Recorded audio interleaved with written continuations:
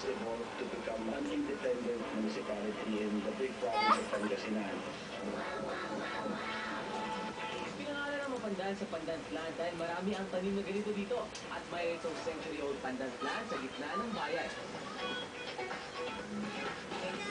We were always considered a sleepy town.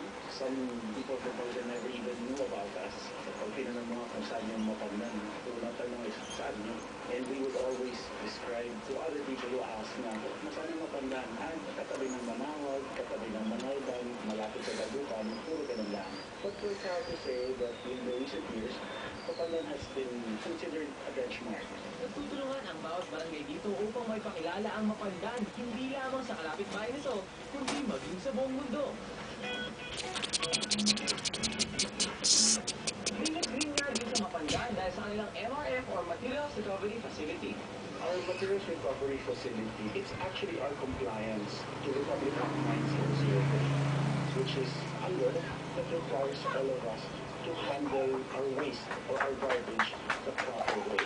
Kasabay din ang proyekto nito ang pagpapaganda ng bawat barangay dito sa bayan ng Mapandan. Dahil dito sa barangay nursery na ito, nagkaroon ng unity yung mga tao dito, nagkaisa sila na naggawa silang backyard garden. Bagamat ang Mapandan ay isa sa mga pinakamaliit na bayan sa buong Region 1, ito naman ang #1 producer ng chicken eggs. Iiyak na yan. We may not be as progressive as the other towns yet, but we're going that direction and Iiyak na yan. Mapandan has become known name in the province of Pangasinan. Unti-unti na nakikilala ang Mapandan, hindi lamang dahil sa matatamis na produkto dito, kundi pati na rin sa matatamis na taong naninirahan dito.